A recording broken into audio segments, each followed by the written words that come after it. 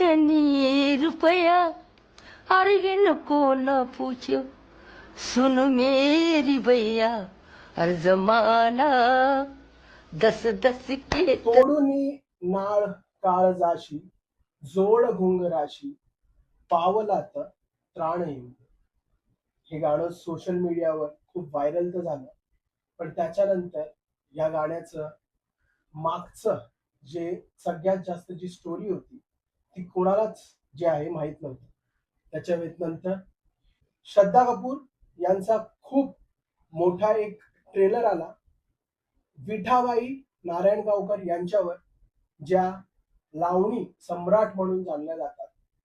पण विठाबाई नारायणगावकर पिठाचा हा पिक्चर त्याच्या आधी एक दुसरी जिला ओरिजिनल विठाबाई 2.0 असं जगप्रसिद्ध आणि 10 वर्षा आधी जी आजच्या तारखेत जर मी बोललो तर ट्रेंडिंग होती ती धारणा पंडित ट्रेंडिंग मुलगी आज भटकता पत्रकार सोबत आहे बोलण्यासाठी. मी त्यांच्यासाठी त्यांचा इंटरव्ह्यू खरं बघायला गेलं तर मी आणि माझा व्हिडिओ जर्नलिस्ट सिद्धार्थ आम्ही दोघं तापेत आहोत, पण त्यांच्या त्यांची स्टोरी जाणण्यासाठी आम्ही काहीही पर्वा न करता सरळ थेट त्यांना भेटायला आलेलो आहे.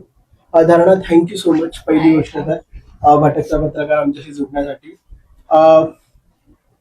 विल डेफिनेटली आपण स्टेजची गोष्ट करूया, सगळ्या गोष्टी करूया, but I just want to ask you how you. I'm good. I'm overwhelmed. आणि I'm still sinking in. You're still thinking. Yeah. Let's 2016. Let's cut to the stage. Oh my god. तुम्ही तिकडे नेलात तर मी रडीन. Oh. To stage. Okay, so basically Firodia Karandak जो पुण्यात खूप मोठा करंडक असतो त्यासाठी सगळी धावपळ आणि धडपड चालू होती सगळ्यांची. नाटक कुठलं बसणार आणि म्हणजे पुण्यात इतके नाटक वेळ की फर्ग्युसन मध्ये पण असं झालं होतं की मला फिरोदिया बसवायचंय आणि फायनली विठा ही एकांकिका फायनल झाली होती तेव्हा कल्चरल मधून तिला सिलेक्ट केलं होतं. मी या कशाचाच पार्ट नव्हते. ओ, इंटरेस्टिंग. अशी मी तिकडे माझा एक मित्र होता आणि मी डान्स वगैरे किंवा सोशल सर्व्हिस या सगळ्या गोष्टींमध्ये असायचे. तर त्यांनी मला म्हटलं की मला एक ऑडिशन द्यायची आहे फिरोदियासाठी, तर मी तुझ्या म्हणजे तू मला पेअर अप करून ते फक्त मला हेल्प करायला येशील का. म्हटलं मला नाही द्यायची आहे, बट मी त्याच्यासोबत तिथे गेले, ऑडिशन केली आणि समहाऊ दे लाईक माय डान्स आणि एक्सप्रेशन्स वगैरे. सो त्या ऑडिशन मध्ये ते शॉर्टलिस्टेड मी.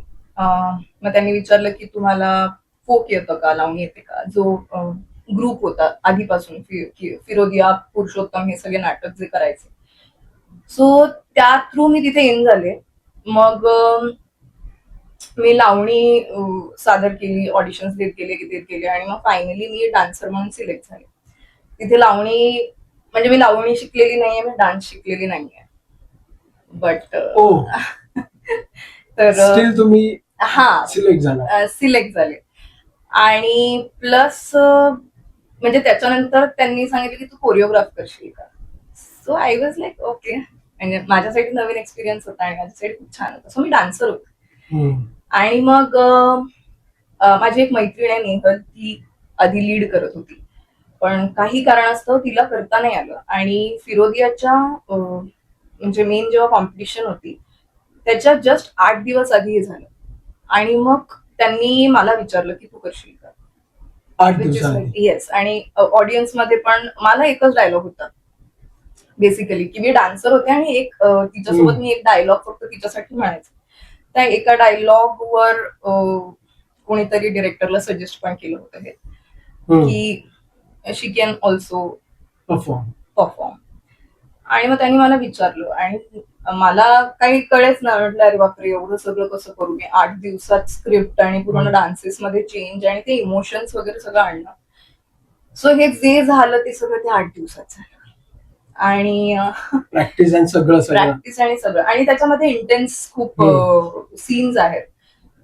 तर मला डिफिकल्टी जात होती. सो आम्ही जेव्हा प्रॅक्टिसेस करायचो हॉल्समध्ये म्हणजे आम्ही माझ्या घरी कधी प्रॅक्टिस व्हायची, कधी कुठे वेगळीकडे व्हायची, कधी हॉल्सवर व्हायची. असं मी बसून रडायची प्रॅक्टिस करायची, रडता येतंय का आणि I was not confident performing, कारण मी डान्स वगैरे सुरू केला होता, बट मी अशी कॉन्फिडेंट नव्हते की मी रडेन स्टेजवर, कसं रडायचं किंवा एक्स्ट्रीम इमोशन्स मी लोक जज करतील का, काय होईल. So I was very shy आणि मी ऍक्च्युली मला स्टेज फिअर होतं. सो ते माझ्यासाठी डिफिकल्ट होतं. सो मी ते प्रयत्न करत राहिले. टीमला पण एका पॉइंटला असं झालेलं की ही सगळ्यात नवीन आहे, आपण सगळे जुने आहेत, सो कसं होणार आहे ते. बट मी स्टेजवर जाताना पोटात गोळा आला छान आणि मी ठरवलं की नाही, आज फर्ग्युसन आणि या सगळ्यांना हे सांगायचंय की yes, I am going to do this just for this competition. एवढ्या सगळ्याच लोकांचे एफर्ट्स लागले, तर I have to give my 100-200 whatever it is. आणि त्या प्रयोगानंतर लोकांना खूप अंगावर काटा झाला. How is it like? माझ्यासाठी ते खूपच वेगळा एक्सपिरियन्स होता, कारण मी शाळेत वगैरे नाटक केलेलं आहे किंवा मी खूप ऍक्टिव्ह होते आधी. आणि मग त्याच्यानंतर जसं जसं 10वी वगैरे झाली, मग मी कॉलेजमध्ये आले, तेव्हा मी परत डान्स सुरू केला. आणि ते पण अगेन मी अशी, म्हणजे मला आवड म्हणून मी डान्स करायचे किंवा कोरिओग्राफ पण मी आवड म्हणूनच करायचे, असं काही क्लास वगैरे नव्हते मी लावले. पण मग म्हणजे होते, मला इनिशियली असे इश्यूज होते कारण मी शिकलेले नव्हते. सो ज्या मुद्रा आहेत किंवा ज्या नजाकती आहेत, सो माझे एक्सप्रेशन्सचा प्रॉब्लेम नव्हता, माझा कोरिओग्राफीचा प्रॉब्लेम होता. पण माझ्यासाठी ते काही काही गोष्टी छोट्या मला खूप इम्प्रूव्ह करायची गरज स्वतःलाच वाटत होती की अच्छा हे इथे आपण अजून. सो ते प्रत्येक प्रयोगानंतर ते बदलत गेलं, मी शिकत गेले. आणि मी ऑब्व्हियसली आर्टिस्ट हा कधीच सॅटिस्फाईड नसतो. तो आर्टिस्ट इज लाईक की अच्छा आज हे आवडलं, म्हणजे आज इथे कमी पडलं तर मी नेक्स्ट टाइम इथे हे करेल. सो त्या ह्याच्यातच असायचे मी. आणि तेव्हा मी खूप प्रॅक्टिसमध्ये होते त्याच्यामुळे. आणि ते मला जास्त छान वाटतं, कारण प्रॅक्टिसमध्ये असलात ना की तुम्ही जास्त छान कनेक्ट होऊ शकता लोकांशी. तुम्हाला कळतं की प्रेक्षकांना काय आवडतंय, प्रेक्षकांना काही आवडत नाहीये, आणि काय दिलं पाहिजे, काय नाही दिलं पाहिजे. सो येस, म्हणजे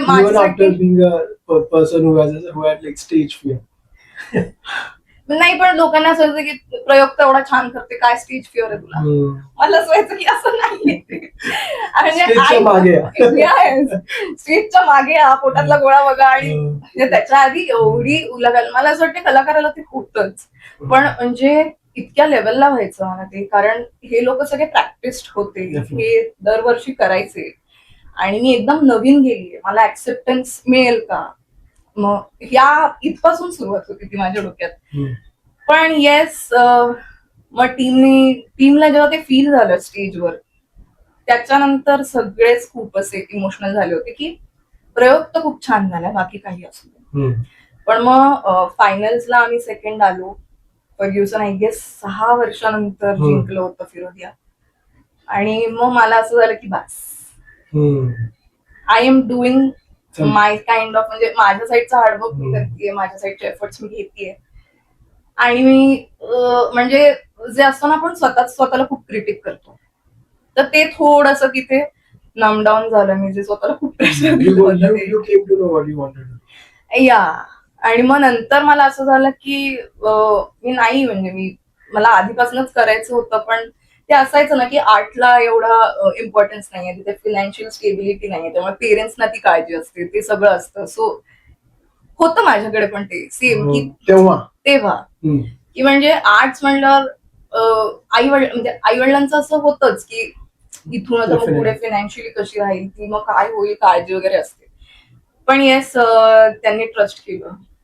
म्हणजे बाबांना तेव्हा फारसं आर्ट बिलकुलच नाही आवडायचं, त्यांना अजूनही इतकं नाही आवडत. पण ही ऍक्सेप्टेड की ठीक आहे, तिला आवडते, let her do that, though त्यांना नाही आवडायचं. You are talking about the stage fair. तुम्ही स्टेज फेअरच्या गोष्टी केल्या 8 दिवसा आधीची preparedness, not being a part of like नाटक, हे तुमचं तुम्ही फक्त डान्स आणि कोरिओग्राफी हे सगळ्यामध्ये होतात. मला तो एक्सपिरियन्स आणि ती तुमच्या इमोशन्स मला ऐकायचे की ती जी एक सगळ्यात मोठी मुवमेंट आहे जेव्हा विठाबाई नाळ स्टेज परफॉर्म करतात आणि ती जी नाळ ते मागे मागे जाऊन कापतात आणि लगेची त्या परत येतात आणि परत त्या डान्स करतात. प्रयोग तुम्ही करत गेलात, but Wien the first time जेव्हा तुम्ही ते केलं as a woman, I am saying, how was your emotion after the like backstage, and what was your thinking की विठाबाईंनी हे कसं केलं असेल? What was your emotion? Okay, basically म्हणजे मी तेव्हा त्यांची जी स्टोरी ऐकली किंवा आम्ही पहिला जो प्रयोग केला होता त्याच्यातनं साधारण इमोशनल डेप्थ त्याची समजत होती. म्हणजे ते इथे लागतच होतं की किती म्हणजे हे जेन्युनली एका कलाकाराचं काय म्हणतात त्याला, स्पेशालिटी आहे ही कलाकाराची, की काही झालं तरी ते परफॉर्म. मी माझ्या 2 तापात पण परफॉर्म केलेलं आहे. मी म्हणजे मी चक्कर येऊन पडायच्या ह्याच्यात पण परफॉर्म केलेलं आहे. आणि तर तेच ते वेड आहे. आणि विठाबाईंची स्टोरी जेव्हापासून मी पाहिली किंवा ऐकली त्याच्यानंतर ते अजून घुमत गेलं की म्हणजे मला basically women centric stories, real stories याच्यासाठीच आवडतात, कारण खूप स्ट्रेंथ असते त्यांच्यात. आणि लहान असताना ती माझ्यात नव्हती की म्हणजे मुली आधी खूप घाबरायच्या, हे ते, आता थोडासा बोल्डनेस वगैरे आलाय. पण विठाबाईंमध्ये आय गेस मी जेवढं ऐकलं त्या आधीपासूनच खूप खमक्या होत्या की त्या सगळं सांभाळू शकतील. त्यांना तर मला असं वाटतं की त्यांना किती गोष्टी फेस करायला लागल्या असतील आयुष्यात त्यावेळी, त्यांच्या तमाशानंतर. किंवा आता मी जेव्हा परफॉर्म करते, आमच्या ह्याच्यात एक सीन होता की ठीक आहे, त्या परफॉर्म करतात आणि त्यांना फळामध्ये मागे कोणीतरी भेटायला आलं तंबूमध्ये. तर मी विचार करत होते की आपण फक्त एक सीन दाखवलाय, त्यांच्याकडे किती. आणि त्याच्यामुळे मग मला ते म्हणजे जसा जसा मी प्रयोग करत गेले तसं तसं मी विठाबाईंना काय वाटेल, विठाबाई काय विचार करतील, विठाबाई कशा असतील. तर माझी रिअल लाईफ पर्सनॅलिटी आणि स्टेज पर्सनॅलिटी वेगळी झाली. म्हणजे मी तिथे खूप अशी स्ट्रेंथन अप झाले होते, स्ट्रॉंग दिसत होते आणि म्हणजे खमकी दिसत होते. आणि मला अशी कॉम्प्लिमेंट मिळाली होती की मी होते खरं तर 19, 20, 21 समथिंग इन बिटवीन. पण सगळ्यांना एज बाबतीत कधीच माझ्या डाऊट नाही आला की तू मोठी नाही वाटत का छोटी नाही वाटत. कारण मी त्यांच्या म्हातारपणी मी वेगळा आवाज लावायचे आणि त्या असं सीन वगैरे दाखवलं, सो तिथे मी वेगळा आवाज लावायचे. पण मग मला हीच भीती असायची की धारणा त्याच्यात इंटरप्ट नको व्हायला. विठाबाईंना जस्टिस दिला पाहिजे, त्यांच्या कॅरेक्टरला ब्रेक नाही करायला पाहिजे. आपले पर्सनल कितीही प्रॉब्लेम्स असले तरी लोकांना विठाबाई दिसली पाहिजे, धारणा नाही दिसली पाहिजे. So this was my aim. आणि जेव्हा आम्ही सेकंड राऊंड क्लिअर केला तेव्हा मला थोडस असं वाटलं की आता जर मी ही पायरी मी जर क्लिअर केली तर आय नीड टू डू म्हणजे होलसम आता, की हे पोहोचलंच पाहिजे, एवढे एफर्ट्स पोहोचलेच पाहिजे लोकांपर्यंत, ही स्टोरी पोहोचलीच पाहिजे. आणि ज्यावेळी हा पूर्ण प्रयोग संपला, म्हणजे जेव्हा प्रयोग संपायचे आणि जेव्हा तो इमोशनल सीन व्हायचा, तेव्हा लोकांची प्रतिक्रिया, कारण प्रयोग झाल्यानंतर तुम्हाला भेटायला येतं, तर लोकांची प्रतिक्रिया कशी असायची, म्हणजे किती इमोशनल असायची towards you? How, what was your feeling? Feeling म्हणजे मी आता सांगते की लोक यायचे की म्हणजे ग्रुपने यायचे, सगळे येऊन भेटायचे, तुमचं काम खूप छान आहे ते. म्हणजे बेसिकली एक सीन आहे जिथे विठाबाईंचा जो खूप ड्रास्टिक त्यांच्या लाईफ मधला आम्ही एक चेंज दाखवलाय, जिथे त्या टाहो फोडतात. आणि आय हॅव सेन्स्ड की मी जेव्हा तो टाहो फोडलाय पूर्ण थिएटरमध्ये शुकशुकाट. म्हणजे ते करताना लोकांना गुजबम्स यायचे, पण I could sense their reaction to it. इतकं लाऊड होतं ते सगळं. Silence is very loud. हा, तर तशा टाईप्स होतं ते की म्हणजे मी जसं सांगितलं तसं मी खूप इंटरॅक्ट नाही करायचे. लहान असल्यामुळे मी कदाचित लोकांशी जास्त बोलायचे नाही किंवा असं नंबर देणे वगैरे या गोष्टी मी नाही करायचे. I use to avoid it, कारण तेवढा एक्सपिरियन्स नसतो आणि घरच्यांना काळजी असते बेसिकली. पण येस, मी सगळ्यांना थँक्यू म्हणायचे आणि त्यांचे व्ह्यूज ऐकून मला खूप म्हणजे तेव्हा पण मला असं व्हायचं की बापरे, दिस इज ह्यूज. म्हणजे ते मावतच नाही आतमध्ये ते इमोशन, की जेव्हा लोक येतात आणि ते सांगतात ना की म्हणजे आता जसं की विठाबाईंचा जो नातू आहे, तर त्यांनी एका ह्याच्या खाली कमेंट पण केली, आजीची आठवण आहे. सो हे बापरे, हे म्हणजे खूपच मोठं आहे. म्हणजे तो 2-3 वेळेला प्रयोग बघायला आलाय. मंगलाबाई बनसोडेंना पण आम्ही बोलवलं होतं. डिरेक्टर आमचा जो आहे तो तिथे जाऊन घरी त्यांच्या भेटून वगैरे पण आलेला, ओळख आहे. आणि याच्यामध्ये ज्या लाऊड रिॲक्शन्स मध्ये मी म्हणजे प्रेम जे म्हणते ना ते असायचंच, पण त्याच्यामध्ये विठाबाईंचं एक म्हणजे त्यांच्याच नावाने आता तमाशा चालायचे तेव्हा पण, तर त्यांनी टेम्पोवर माझा फोटो लावला. तर मी अशी होते की बापरे, हे वेगळीकडे नको जायला. मग तो त्याने मला पाठवला कौतुकाने. मी त्याला म्हटलं की मोहित, दिस इज ह्यूज, पण मी आता लहान आहे रे, लोकांनी वेगळं त्याचं मिनिंग घेतलं तर दे वुड कनेक्ट मी फॉर दिस. तर आय एम नॉट डिसरिस्पेक्टिंग, पण इज इट पॉसिबल, कारण I am not feeling ready for this yet. तर मी थोडीशी अजून लहान आहे या सगळ्यासाठी. पण विठाबाईंच्या बाजूला तुमचा फोटो, म्हणजे त्यांचा जो टेम्पो जायचा, त्यांचे जे तमाशे व्हायचे तेव्हा त्यांनी माझा फोटो लावला त्याच्यावर, त्या टेम्पोवर, की जे इन्व्हिटेशन असतं ना टेम्पोला, ते स्पीकरवरनं करतात, त्याच्यावर माझा फोटो. तर कोणत्या इयरची गोष्ट आहे? अराउंड सेम टाइम, लाईक 2016 वगैरे. 2016. येस. तर मी खूपच लहान होते ना तेव्हा, आणि आय युज टू फील की बापरे, आता विठाबाईंनी जेवढं फेस केलं आणि असं लोकांनी असं तमाशामध्ये मला बघितलं तर how would they approach me, तर तसं होईल का वगैरे वगैरे. ते कन्फ्युजन्स असतात, माहिती नसतं. पण मला खूपच रिस्पेक्टेड वाटलं त्या दिवशी की एक तर त्यांच्यासारखं जगणं कुणाला जमणार नाही. म्हणजे एवढं डिफिकल्टीज, एवढ्या त्यांच्या आयुष्यात इमोशनल चेंजेस, हे सगळं असताना त्या एवढ्या म्हणजे स्ट्रॉंग होत्या, आणि त्याच्यात त्या परफॉर्म करायच्या, बाळ पोटात असताना नाट ठेचून त्या गेलेल्या, हे सगळं शहारे आणण्यासारखंच आहे. ते सगळं मी फील करत होते. आणि आमचा शेवटचा प्रयोग होता, आणि विठाबाई शंकराच्या भक्त. मग अण्णाभाऊ साठेच्या मागे एक शंकराचं मंदिर होतं. मग मी आणि माझ्या सगळ्या डान्सर फ्रेंड्स किंवा ज्या डान्सर्स होत्या विठामध्ये, ऍक्टिंग ज्या करायच्या, आम्ही सगळे गेलो आणि मी तिथे डोळे बंद करून विठाबाईंशी बोलले की मी फक्त एवढंच बोलले की मी तुम्हाला पूर्णपणे न्याय द्यायचा प्रयत्न करेन.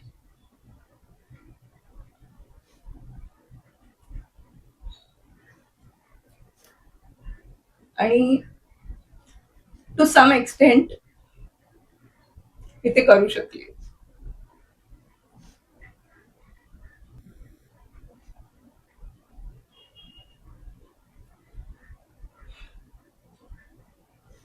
आफ्टर 2016-17 ह्या सगळा काळ गेला, तुम्ही विठाबाईंचं talked about it, but let's cut and come to the after stage story. After stage The struggle continues. हा, अगदीच. म्हणजे the girl who was praying, talking to Vithabai, who to serve for the survival. कारण आपल्या महाराष्ट्रामध्ये नाट्य संस्कृती जेवढी आहे, जितकी आपल्याला संस्कृती, जेवढं सगळं आपल्याला लाभलेलं आहे, पण मला हेच कारण आहे तुमच्यापर्यंत पोहोचायचं की आज तो इतका मोठा फेम, तुम्हाला पेपर असो, कुठे असो, तुमचं सगळं एवढं नाव, विठाबाईंच्या बाजूला तुमचा poster, and cut to after that, what happened exactly, जे इतकं सगळं झालं, अँड सर्वायवल, वी कॅन हा टॉक, हा because we can talk about the survival, but त्या सर्वायवल मध्येही तुमचा कलाकार होता, which I have seen taking online classes, yes selling the bags, the creativity in while selling the bags, Yes. the creative bags you are selling online, offline also, Hmm. on the small stalls, छोट्या छोट्या stalls वर तुम्ही bags हे केलंय. Cut to the from the stage to the stall. Yes that's an interesting story. तर masters नंतर मी fully concentrated असणार होते ऍक्टिंगसाठी, कारण मी माझं मास्टर्स इन क्लिनिकल सायकोलॉजी झाले आणि मग माझा थिसिस करता करता विठा करायचे. सो माझी खूप दगदग व्हायची, म्हणजे इकडे रिसर्च चालू आहे, इंटर्नशिप चालू आहे, आणि इकडे आय यूज टू डू प्रयोग, आणि मग त्याच्यामुळेच ते ताप आणि हे ते. पण मग त्याच्यानंतर आय स्टार्टेड थिंकिंग की आता मास्टर्स नंतर थोडासा त्याच्यामध्ये ब्रेक घेऊ आणि आपण ऍक्टिंगवर फोकस करू, कारण तेव्हा मला खूप ऑपॉर्च्युनिटीज आणि it was at its peak. तर त्या दृष्टीने मी जात होते. मग मी कथकचे क्लास लावले, मी शमाताई भाटेंकडे 1 वर्ष शिकले, आणि माझ्या एक्झामच्या जस्ट आधी हे सगळं झालं की सर्वायकलचा प्रॉब्लेम, माझा जो एल्फायटिसचा प्रॉब्लेम आहे तो थोडासा सिव्हिअर झाला. मग डॉक्टरांनी सांगितलं हे तूच आता कंटिन्यू केलं तर ते नंतर तुला त्रास देईल आणि you won't be able to work आहे. मग मी म्हटलं की नको नको, जरा घरच्यांनी पण सांगितलं आधी तब्येत बघ, हे सगळं करू नकोस असं वगैरे. सो मी ते मग मी फक्त अर्धा तास बसू शकायचे, बाकी मी पूर्ण झोपून असायचे. मग त्याच्यामध्ये काय करणार ना, मानसिकरित्या आपण पूर्ण अनस्टेबल होऊन जातो. सो ती फेज होतीच माझी. पण मग मी अशीच रॅन्डम पॉट्स विकत घ्यायला गेले आणि मग मी रंगत बसायचे घरी आणून. असं उठायचे, पेंट करायचे, ते करायचे, परत झोपायचे, उठायचे, ते करायचे, झोपायचे. सो मग ते 6 महिने मी तेच केलं. मग माय सिस्टर सजेस्टेड की तू हे करतेस, पण मग म्हणजे त्याला स्वरूप दे ना काहीतरी, बिझनेस म्हणून सुरू कर. मग मला असं झालं की आता एवढा टाइम पण पास झालाय, आपल्या बॉडीमध्ये चेंजेस झाले, तर आता घेईल का आपल्याला कोणाला कोणी ऍक्टिंग मध्ये. आता कामाचं पण आपलं थांबलंय वगैरे. गॅप किती होता तो डिस्टन्स? तसा अराउंड पूर्ण. त्याच्यानंतर कोविड पण हिट झाला. कोविड नंतर युजली मला असा कमेंट आला की कोविड नंतर लोक बारीक होतात, पण माझं वेट पुट ऑन झालेलं, कारण माझं हिमोग्लोबिन 6 झालेलं आणि I was in a severe state in Covid. तर म्हणजे असे चान्सेस वाला सीन होता, म्हणजे सगळ्यांना घरी टेन्शन आलेलं की आता इफ शील सर्व्हाइव्ह नॉट, कारण मला रात्री श्वास घ्यायला पण त्रास होत होता. मग ते मेडिकेशन चेंज करून आमच्या डॉक्टर नसीम मुल्लांनी मला ट्रीट केलं, आणि I am really grateful to her, कारण त्यांनी म्हणजे एवढ्या सगळ्या ह्याच्यात त्यांनी मला खूप छान ट्रीटमेंट दिली, आणि त्या माझ्या बाबांची मैत्रीण पण आहे. सो म्हणजे it was like another survival experience, life surviving experience होता माझ्यासाठी तो. कारण तिथे आतमध्ये तर मी वेड्यासारखीच फील करत होते की घरचे पण कोणी नसतात. स्टार्टिंगला आय वॉज ओके, मला वास यायला लागला, आय वॉज ओके, पण नंतर नंतर ते खूपच वियर्ड होत गेलं. मग तिथून बाहेर आल्यावर माझ्या बॉडीमध्ये इतके चेंजेस झाले की मला स्वतःलाच ऍक्सेप्ट करता येत नव्हतं की मी 52 अराउंड होते, आणि बाहेर आल्यावर I went to like 65 to 67. So it was a huge difference, पण मी डिनायल मध्ये होते की कुठे. सो मग त्याच्यानंतर मला असं झालं की आता I won't be able to come back, make a come back. So मी ते आधी पॉटरीचं जे करत होते, तर ताई म्हटली बिझनेसचा स्वरूप दे. मग मी ते विकायला सुरुवात केली. तर सपोर्ट म्हणून लकीली माझी आत्या खूप सपोर्टिव्ह आहे, तर सपोर्ट म्हणून तिने 13 पॉट्स माझ्याकडनं विकत घेतले, आणि तिने ती तिच्या फ्रेंड्सला गिफ्ट केलं. सो हे सगळं झालं. मग कोविड झालं. कोविड नंतर मग त्याचे साईड इफेक्ट झाले. सो त्याच्यात माझ्या जवळपास 4-1 वर्ष गेली असतील. So it was a huge time. आणि नंतर तर मला वाटलं की आता इकडे खूपच सडपातळ मुली लागतील, तर आय डोंट थिंक आता I will do it again. So me business continue केला 2 वर्ष, आणि 2023 एंडला मी FTI मध्ये पोस्टर हे होत होतं विठा शॉर्ट फिल्मचं, की we need a lead actress for Vitha वगैरे. आणि मग मला परत मेसेजेस यायला लागले सगळ्यांचे की हे असं तू करणं, हे असं तू करणं, हे असं तू करणं. आणि मी अशी की मी प्रॅक्टिसमध्ये नाहीये, मी आता सराव नाहीये. हा म्हणजे सराव पण नाहीये, प्लस बॉडीली मी स्वतः बाबतीत एवढा विचार करत होते, कारण अगं तू किती बारीक होती वगैरे असं म्हणायचं लोक. सो ते सेल्फ डाऊटच्या फेज मध्ये होते. पण मग मी म्हंटल की it's okay, it's Vithabai, I want to do it. वा. So it's only for Vithabhai and my connection with her, what I feel for her. तर मला बेसिकली त्यांच्या त्या स्ट्रेंथमुळेच त्या कॅरेक्टरशी खूप जवळीक आहे, की मला नेहमी वाटायचं की एवढी स्ट्रॉंग मी असावे. तर मी हो म्हणाले त्या प्रोजेक्टसाठी, आणि तो प्रोजेक्ट झाला. तिथे कदाचित सराव कमी असल्यामुळे मला आणि खूप वर्षांनी, म्हणजे 4-1 वर्षांनी मी काम सोडल्यानंतर 4-1 वर्षांनी मी सुरू केलं. सो आय वॉज, हा म्हणजे मला असं वाटत होतं की ठीक आहे, ऍव्हरेज झालं, पण मी खूप खुश होते की हा डॉट विठाने कनेक्ट झाला. सो येस, तो विठाने कनेक्ट झाल्यानंतर मग मला असं झालं की मला नाही आता फायनान्शियल स्टॅबिलिटी बघायची, मला नाही आता बिझनेस आणि हे एकत्र करता येणार आहे. मी बिझनेस थांबवला. मी विठाच्या त्या ह्याच्यानंतर ते सर्कल जेव्हा मला असं डॉट कनेक्ट झाल्यासारखं झालं, मी म्हंटल की आता मला परत ऍक्टिंग करायची. Vithabai came in your life. So मी त्याच्यानंतर परत आले आणि मी ठरवलं की आता you don't have to think about Vithabai, you don't have to think about your peak stage, you don't have to regret about anything. आता जर तुला ऍक्टर बनायचंय, सगळं विसरून झिरो पासून स्टार्ट करायचं. So that's how I started, की झिरो पासून. माझ्याकडे काही लिंक्सच नव्हत्या, वर्कच नव्हतं. फक्त जी नाटकं केली होती, 5 ते 6 नाटकं केली होती, ती हातात होती, आणि एक शॉर्ट फिल्म केलेली प्रदीप भडाळे म्हणून आहेत त्यांच्यासोबत, ती खूप आधीच केली होती. तर तेवढा हातात एक्सपिरियन्स होता. आणि मग तोपर्यंत ऍक्च्युली सगळं जी सिस्टीम आहे कास्टिंगची, एव्हरीथिंग हॅज चेंज्ड. कायापालट झालं होतं. The social media, B after social media. आणि मी अशी होते की मी तर ऑडिशन द्यायचे, हे काय आता. तर मग ते ऍक्च्युली मला फर्स्ट काही मंथ्स असं झालं की अरे कसं होईल, म्हणजे माहितीच नाही, मी तर ऍक्टिव्हच नव्हते इतके दिवस, आणि कसं करणार मी वगैरे वगैरे. काय होतं, लाईक व्हॉट वाज दॅट? म्हणजे इट वॉज लाईक माझे म्हणजे मी तेव्हा ऍक्टिव्ह नव्हते, आणि मी सडनली डिसाईड केलं, घरी सांगितलं की नाही, आता मी फोकस ठेवून ऍक्टिंगच करायला मला इच्छा होती, कारण माझ्या इथनं ते जात नाहीये. म्हणजे it's not going from your. Yeah. So I want to pursue my career in acting only.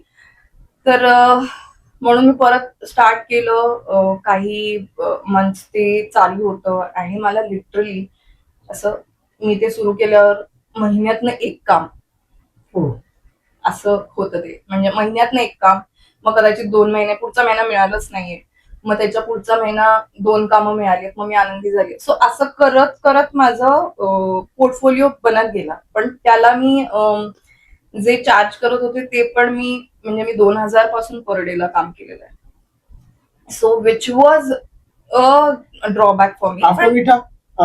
After the break, this is after the break. म्हणजे तो जो ब्रेक झाला ना, त्या ब्रेक मधलं जेव्हा मी रिस्टार्ट केलं ऍक्टिंग मध्ये, so this was that phase. Restart केल्यानंतर हे होतं, सो इमोशनल अपडाऊन्स होतेच, की काय म्हणजे सतत डाऊटफुल वाटायचं, हे वाटायचं, ते वाटायचं. बट या, आय कंटिन्यूड. मी ठरवलं होतं, कारण की आता जर मला लोकांसमोर यायचंय तर काहीतरी अगेन चांगला रोल मिळेपर्यंत मला झटायला लागणार आहे. मग ते पैशांचा विचार न करता, ट्रॅव्हलचा विचार न करता, कारण मी असिस्टंट डिरेक्शन पण केलेलं FTI मध्ये. सो बेसिकली FTI मध्ये जेव्हा ती विठाची फिल्म केली, त्यानंतर मी FTI मध्ये अजून शॉर्ट फिल्म्स पण, म्हणजे कंटिन्युटी फिल्म्स पण केल्या. आणि मी ते सगळं अशा ह्याच्याने केलं की this is my practice, this is how I am going to practice ना, आणि मग मी येईन समोर. सो मी तो लूप चालू ठेवला. बेसिकली तेच जे कन्सिस्टन्सी आपण म्हणतो, तर मी त्याच्यात नाही थांबले. म्हणजे मी आता नाही सोडलं ते, म्हणजे तो हेच नाही सोडलं. आणि त्यात हे करता करता मला 2 वर्ष झाली. मग मला सनी लिओन सोबत MTV वर ऍड मिळाली. त्याच्यानंतर मी अशा ऍड्स आत्ता आणि शॉर्ट फिल्म्स वगैरे केल्या होत्या, काही टेक्निकल इश्यूज मुळे अडकल्या. सो आता मी परत काम सुरू केलं होतं. पण मी हाच विचार करत होते की आता सोशल मीडियाच्या जमान्यात मी कसं सांगू लोकांना की I restarted my work. The OG Vita is back. And now the Ujjivita has helped me to come back on stage. So this is Vitha Bai. Which is Vita Bai, definitely. And yeah, and one more thing we were talking about. आपण तुम्ही casting बद्दल बोलत होता like, आणि after आता तुमचे हे auditions वगैरे, असं कधी कधी स्टेज अशी कधी आली का, you have faced any something like a casting cout staff?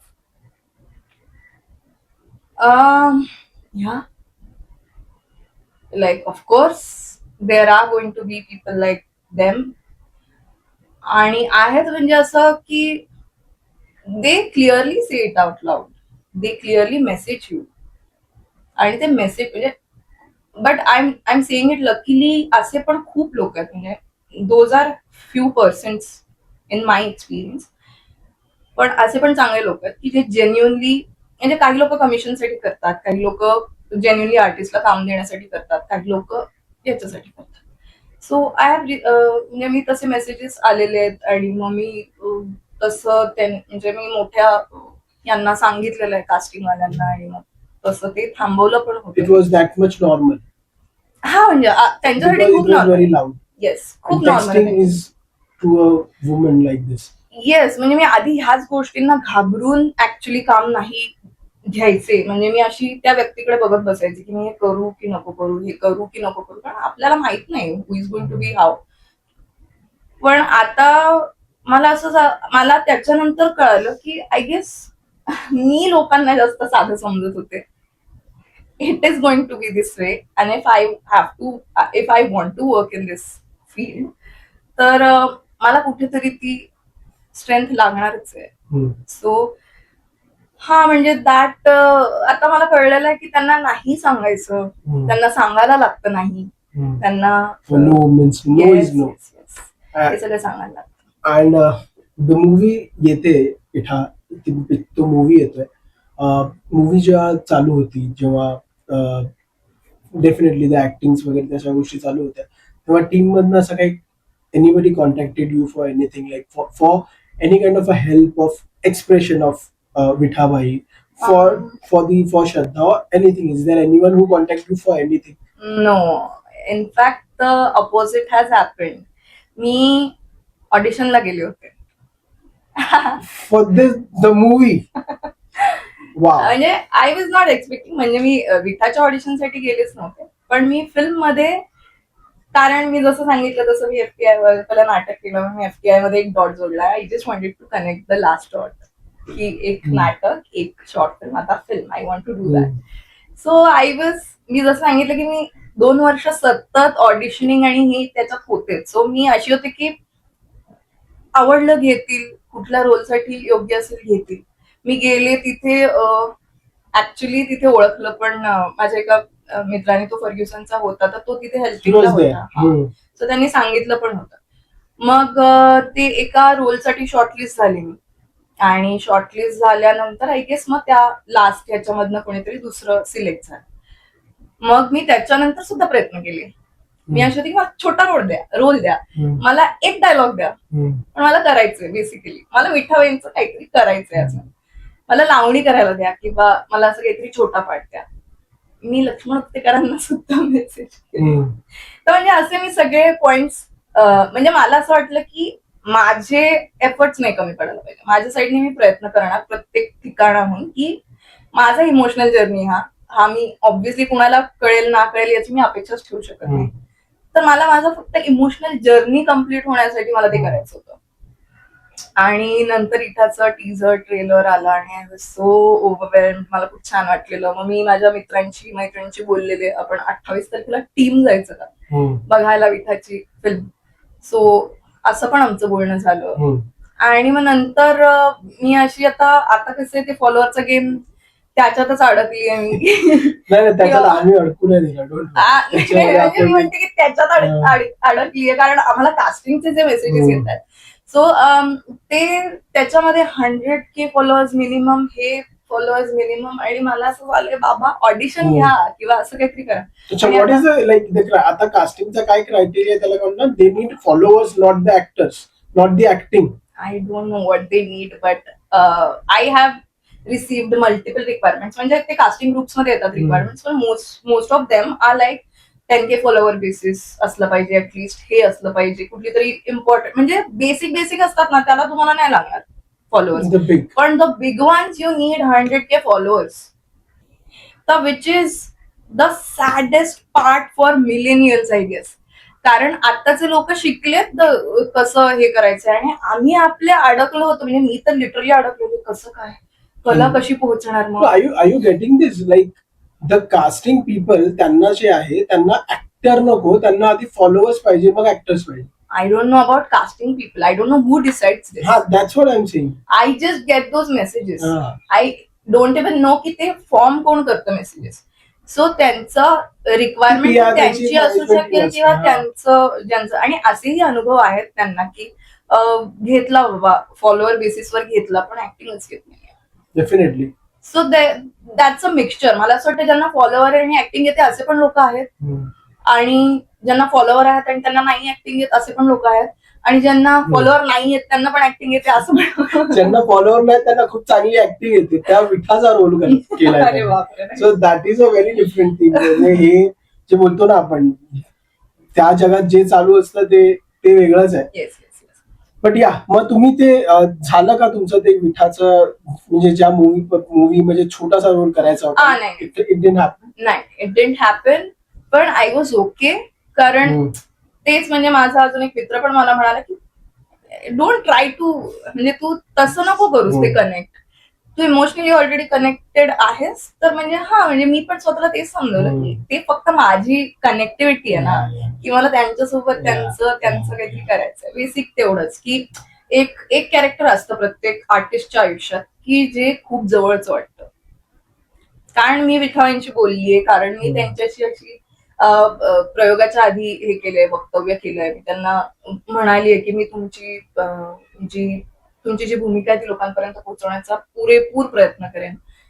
त्यांच्या घरच्यांची खूप छान साथ होती. तर येस, म्हणजे मला मिळालंय जे मिळायचंय, खूप छान जे कनेक्शन बिल्टअप व्हायचंय. तर मी अशी नव्हते की बाबा नाही घेतलं तर बापरे मी रडीनच, किंवा असं काही नव्हतं. I just wanted to do my side of part, my part, आणि तिथनं काय येवो न येवो दॅट वॉज नॉट माझा प्रॉब्लेम नव्हता तो. तर येस, आय ऍक्सेप्टेड इट, आणि मग दिस हॅपेंड, आणि मग लेट्स कम टू दिस. आता विठा बाईंचं कॅरेक्टर आणि इतकं त्या ट्रेलर नंतर आणि आता मूवी नंतर खूप काही होईल, पण आपल्यासारखी लोक मराठी आणि just keep this in mind, before this movie your poster was beside her. that's a huge thing. So कारण त्यावेळी सोशल मीडिया 2016-17 मध्ये तेवढा नव्हता. Being a introvert and many things, you were trending. Thank you so much. Trend of that time. Yeah. You were trending. Yes. So I was.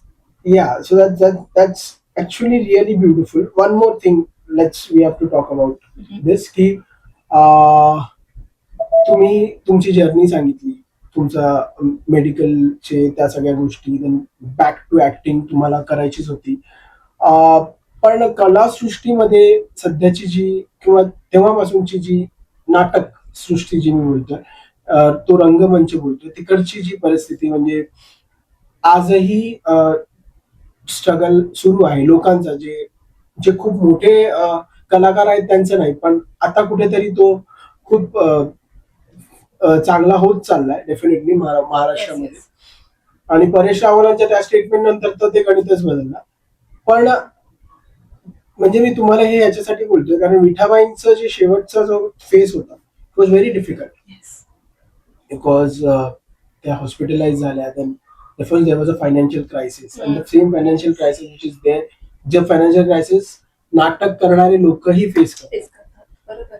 So हे जे आहे आत्ताची परिस्थिती, ज्यांनी विठा त्यावेळी केला आणि जे आताही नाटक करतायत, तुमचा जो पूर्ण ग्रुप असेल, जे काही ज्यांनी आता नाटक इंडस्ट्रीमध्ये काय परिस्थिती त्यांची आहे ती पण जाणून घ्यायची. कारण ना, फेम एक अशी गोष्ट आहे, फेम भेटल्यानंतर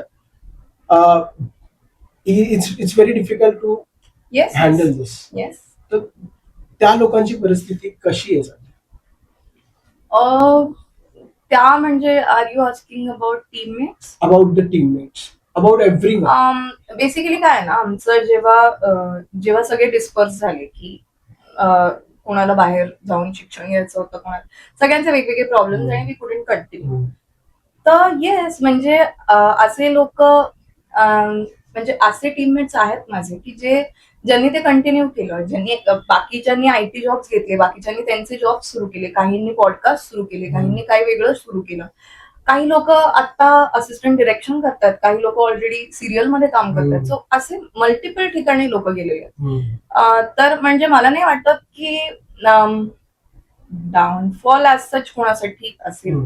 एव्हरीबडी हॅज चूज दॅट. हा पाथ. तर माझ्यासाठी पण इनिशियली डाऊनफॉल म्हणजे असा होता की oh shit, I wanted to work after this and what is this happening. तर तेव्हा मी खूप रिग्रेटच्या ह्याच्यात होते.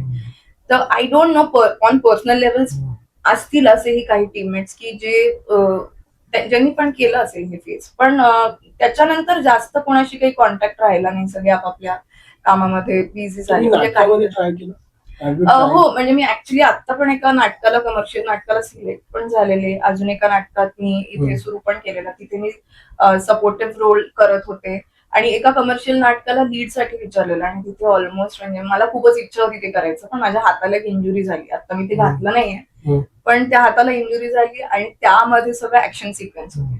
The injury is injuring your stage performance. Yes, I know. तर मग त्यांना आणि असं पण होतं की त्याच्यात प्रॉब्लेम पण हा होता की कमिटमेंट वाईज मला बाकी काही करता नसतं आलं वगैरे वगैरे. आणि इट वॉज म्युच्युअली डिसाइडेड. पण त्यांचं असं की छान वाटतंय की तू केलं असतं वगैरे वगैरे. पण अगेन जर म्हणजे आता ते 1 महिन्यासाठीच होतं, बट स्टील टायमिंग आणि ते सगळं ते पण बघायला लागतं ना. आता म्हणजे आता खूपच सगळं चेंज झालंय आणि मुद्दा असा आहे, मुंबईत राहायचं म्हणजे पहिला पैसा बघायला लागतो. तर मला नाटक तर फार करायला आवडेल, पण त्याच्यातनं इन्कम लॉंग टर्म साठी नाही राहत.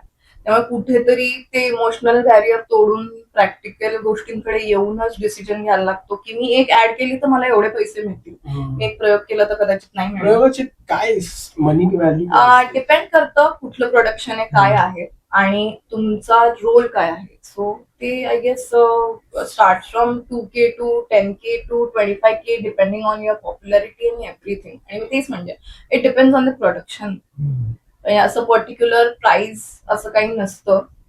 आणि मला असं वाटलं होतं की हा पण एक्सपिरियन्स छान असेल, पण तेच आहे की एवढा म्हणजे तेच आहे, वेळेचं आणि फिनान्सेसचं खूप आधी बघायला लागतं नाटक करायच्या आधी. Living in Mumbai. Yes, living in Mumbai. आणि even after that the houses are like leaking. तर दॅट हॅपन्स असं. That is a basic issue in Mumbai. we will talk about this every day. Yes. So now the Vitha, that movie is coming. Definitely on the theater. In पडद्यावर तुम्ही जे आहे, जेव्हा श्रद्धा कपूरला बघाल, मला हे पण माहिती आहे की तुमच्या डोळ्यांमध्ये अश्रू असतील. मला हेही माहिती आहे की तुम्हाला तुमच्या आतमधली विठा बाहेर येईल, ती दिसेल. How difficult it will or how beautiful it will. It will be beautiful. More difficult, it is not going to be difficult. I know that for sure. कारण I have become that practical की it's fine. म्हणजे everybody has, म्हणजे कलाकार म्हणून प्रत्येकाला हक्क आहे प्रत्येक प्रकारची भूमिका साकारण्याचा. त्यामुळे ते कम्पॅरिझन आली आणि हे आलं तर त्याच्यात काही अर्थच नाहीये. आणि I know Shraddha Kapoor is going to nail it. But yes, माझी जर्नी माझ्या डोळ्यासमोर डेफिनेटली जाणार ते बघताना, की मला प्रत्येक सीन आठवणार, कुठे मोडा होता, कुठे दार होतं, कुठे मी पडले होते, मी किती, ते सगळं मला डिटेल सगळं आठवतं. ते पिक्चरायझेशन माझ्या डोळ्यासमोर येणार. आणि येस, म्हणजे मला असं वाटतं की टीम मधल्या जेवढ्यांनी ते केले त्या सगळ्यांनाच हे सगळं फील होणार.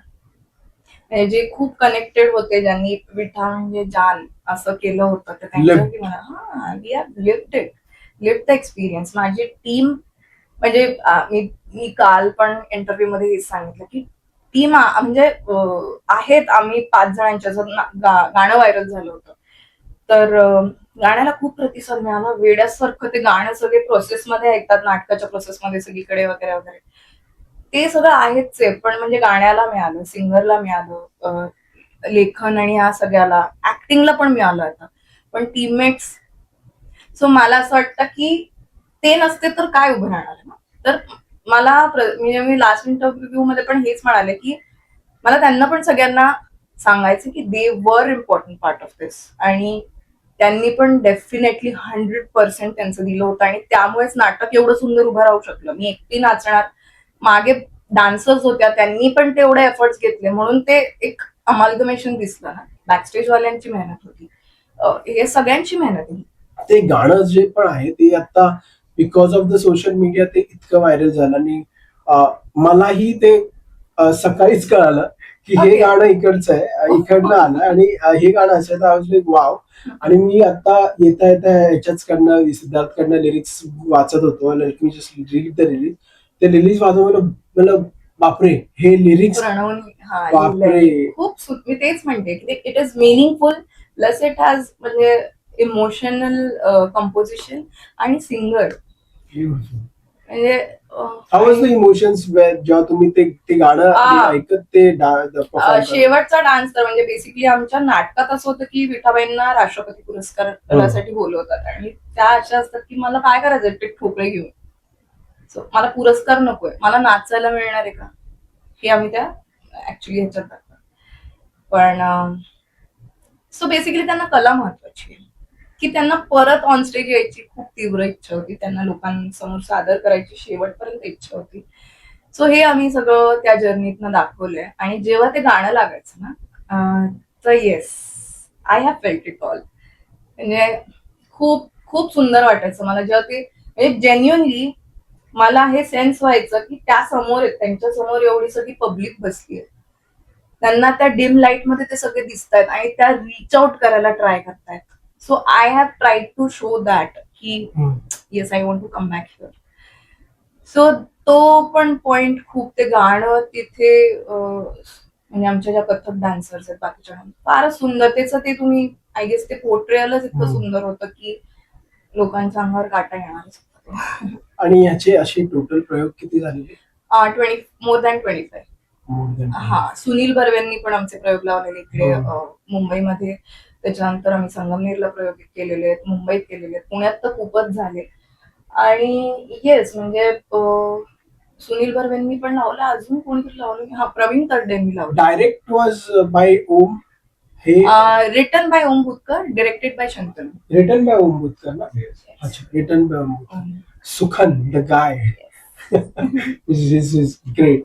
Soon definitely I'll reach out to him, कारण फेब्रुवारी के महीने में reach out करेंगे. So yeah, one more thing I want to ask. प्रयोग 25च झाले, तुम्हाला वाटलं नाही का प्रयोग आणखी व्हायला पाहिजे होते? हो, नाही 25 पेक्षा जास्त झाले, आम्ही काउंट नाही केलं. येस, आणखी व्हायला पाहिजे होते, पण ते सर्टन पिरियड पर्यंत प्रायोगिक झाले आणि कमर्शियल काही शोज व्हायचे. सो मी तेच म्हंटल की ते कॉलेजचा पार्ट होतं, लोकांनी खूप एक्सटेंड करायला ट्राय केलं, कारण त्यांचं म्हणजे आमचा जीव अडकला होता त्याच्यात, पण त्याच्या पुढे कामं पण होती सगळ्यांना, त्यामुळे जी ती ओरिजिनल टीमच होती ना, ती डिस्पर्स होत गेली. आणि मग कारण आम्ही काय करायचो की म्हणजे डिरेक्टर जरी डान्सर्स वगैरे 1-2 किंवा 5-6 लोक गेले की आम्ही रिप्लेस करायचो, पण if the whole team is like dispersing, it is difficult to reconnect. असं how it will be reconnected on the first day first show? I don't know. No, it's like मुंबईत जेवढे तेवढे, लाईक होल टीम नाही गेली तरी whoever is willing to. I haven't reach out eight, म्हणजे मी अजून कोणाला मेसेज कॉल नाही केला, पण मी जेवढं काही लोकांना केलंय, आणि आमचं असं ठरलं की आपण येऊ, सगळ्यांना कॉल करू, विचारू येणार का मुंबईत, आणि म्हणजे मी पुण्याच्या पण माझ्या मैत्रिणीला बोलवलंय.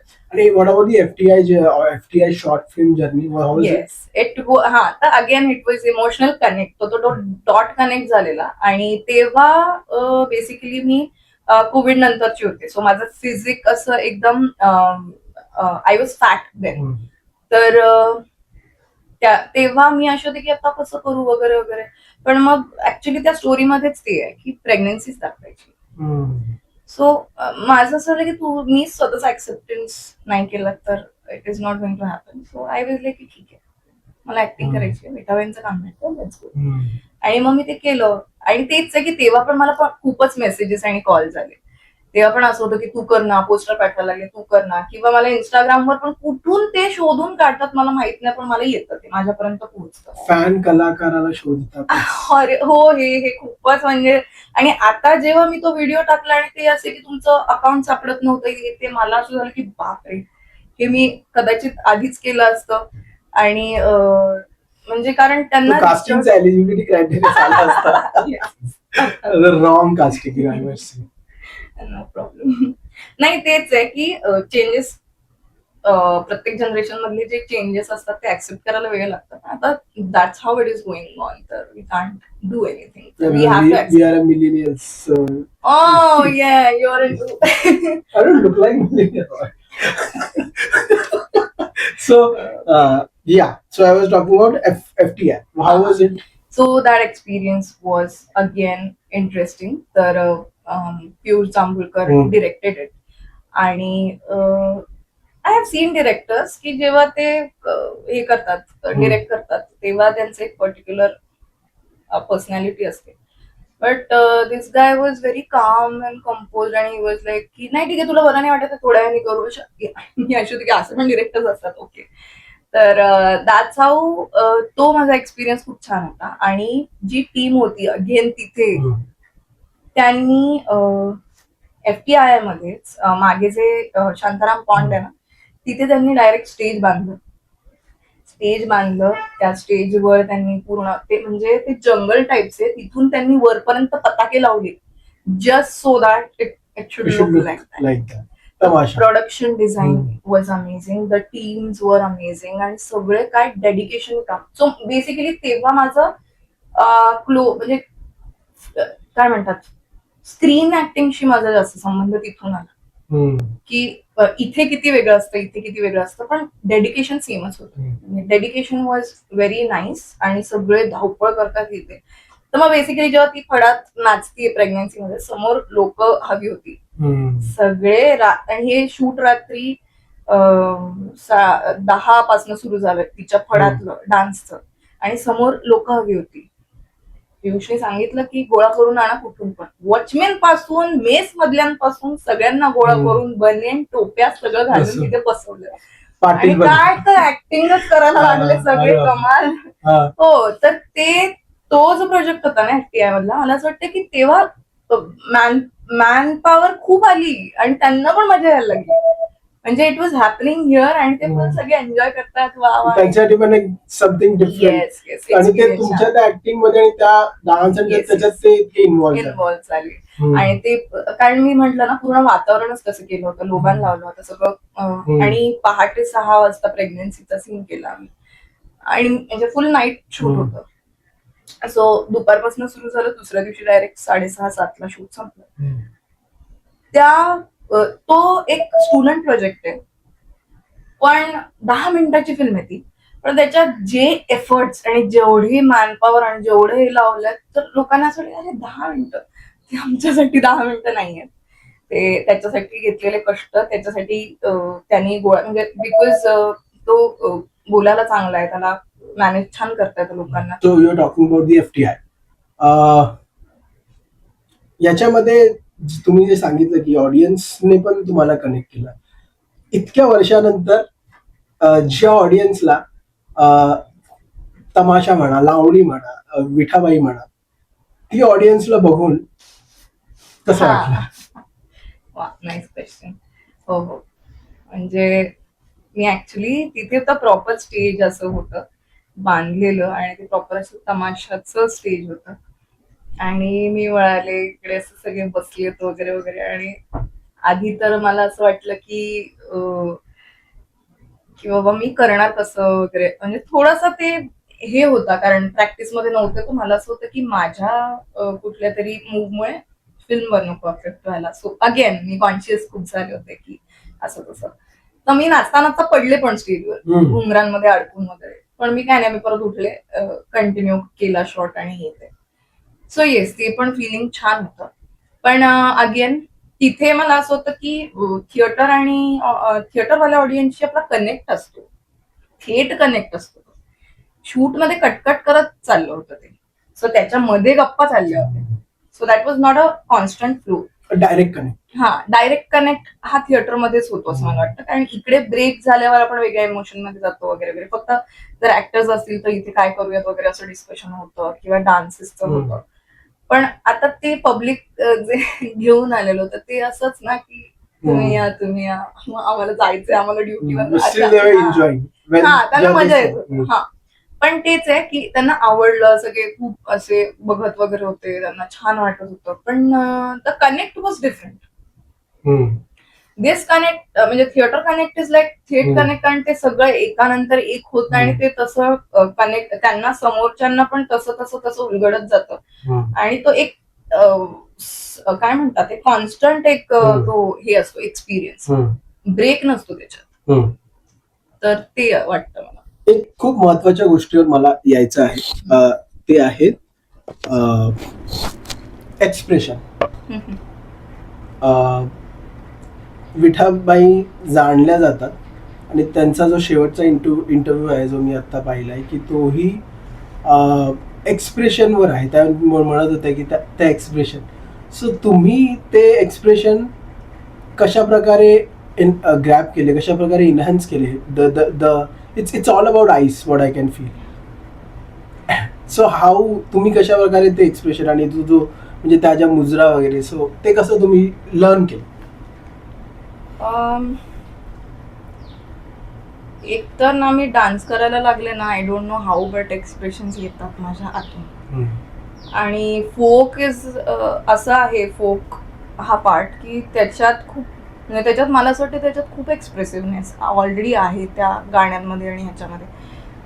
तर मी कधीही नाचले ना तरी ते आपोआप येतं, म्हणजे असं काही पर्टिक्युलरली कुणाला बघितलं, कुणाला हे केलं असं नाही. पण मी विठाबाईंच्या आधी की वी शुड लुक सिमिलर, की त्यांचं अदाकारी मला समजावी, त्यांची बॉडी लँग्वेज मला समजावी, त्यांचं त्या अशा बसल्या की हे जे करायचं ते सगळं मला समजावं म्हणून मी डॉक्युमेंटरी बघितली होती, कारण तेवढंच अवेलेबल होतं, बाकी काही अवेलेबलच नव्हतं. सो मला त्याच्या बेसिसवर ते सगळं एका ह्याच्यातनं स्टडी करून जेवढं आय कुड डू ते केलं.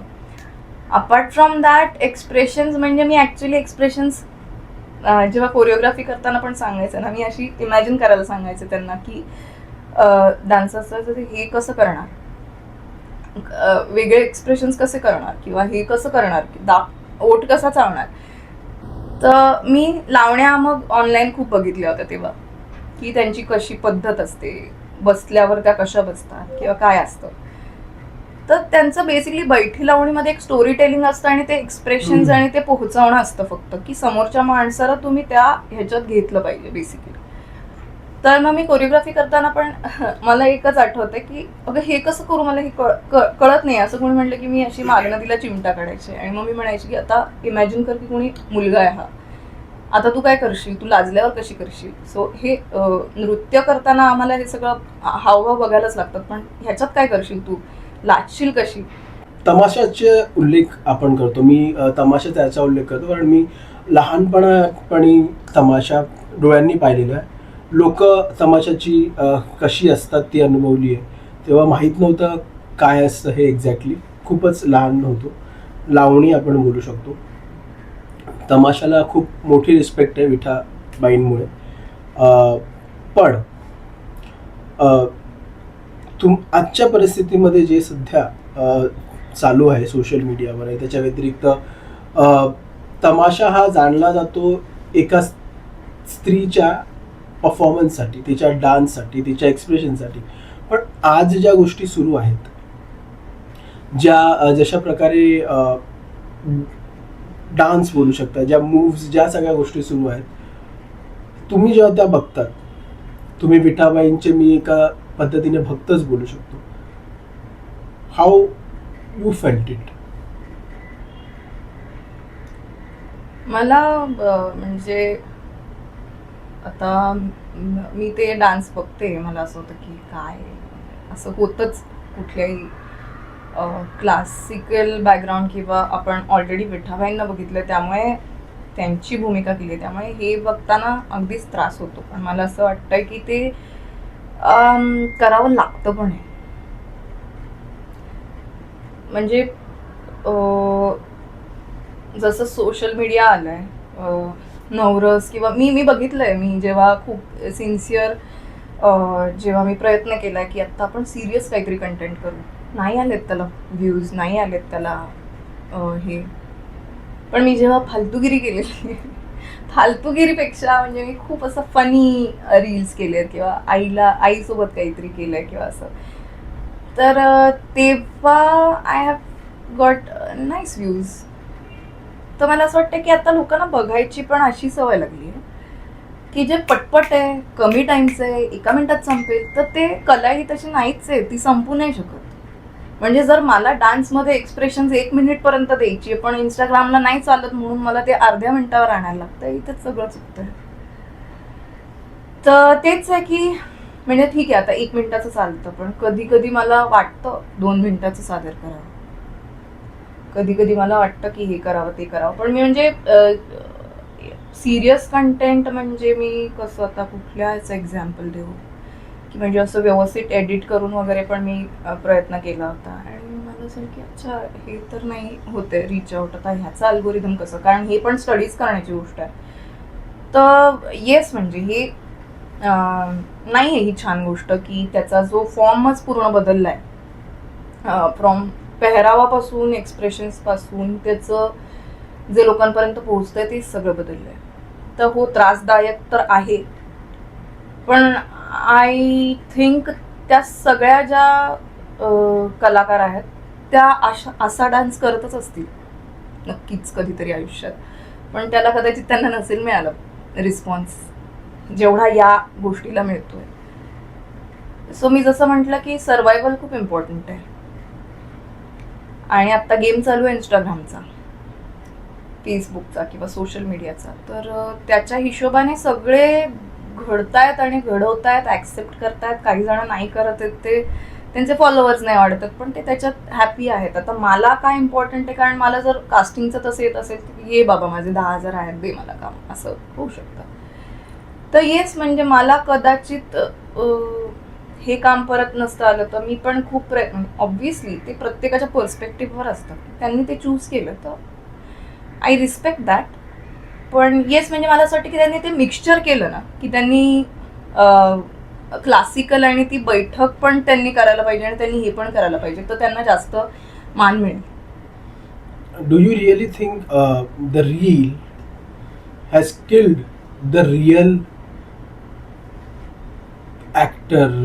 They have killed the real talent, the real roots of any kalakar.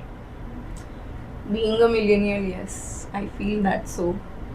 कारण खूप अवघड होतं जेव्हा, म्हणजे 10 वर्षांपूर्वीच खूप अवघड होतं हे सगळं, की ऑडिशन्सला जा, लाईनीत थांबा, तिथून आत जा, फायनल हे करा, मग त्यांच्याची वाट बघा, पण आपण नंबर पण शेअर नाही करत, सो त्यांचा कॉलची वाट बघा. ते एक खूप असं एक त्याला स्वरूप होते. आता काय झालं, The सगळे process. प्रोसेस होती. आणि आता असं झालं की एक रील व्हायरल झालं की मे बी दुसऱ्या दिवशी तो ऍक्टर होऊन जातो, Yes. तो व्यक्ती किंवा ती व्यक्ती डान्सर होऊन जाते अचानक. तर म्हणजे मी पण शिकाऊ नाहीये. येस, हा एक पॉइंट आहे की मला जेव्हा खूप डिफिकल्ट जात होतं की मी इंस्टाग्रामवर कंटेंट सुरू कसा करू, मी कसं करू, मी स्वतः शिकली, म्हणजे मी शिकली नाहीये डान्स जसं तुम्हाला सांगितलं, तरी लोकांना माझा डान्स आवडत होता. पण माझ्या मनात हेच होतं ना, मला सर्टिफिकेट नाहीये, माझ्याकडे शिक्षणाची पावती नाहीये, मी कशी शिकवू दुसऱ्यांना. म्हणून मला खूप खूप सगळ्यांनी खूप मागे लागलेले की तू हे कर. जे नाही शिकलेत त्यांनी स्वतःचे क्लासेस सोडून, अकॅडमीज काढून, किती गोष्टी आहेत, असे किती लोक आहेत. तू एवढं छान करतेस तरी. पण माझ्या मनाला कधी पटायचंच नाही की मी शिकली नाहीये, मी का शिकवणार दुसऱ्यांना. बेसिकली एथिक्स म्हणजे मी कथक नाही शिकली. मी जर माझ्या स्टुडंटला फक्त एक्सप्रेशन शिकवले तर मी पूर्ण नाही शिकू शकणार ते. पण आहे लोकांमध्ये तो कॉन्फिडन्स की ते शिकवतात, हे सगळं नसताना.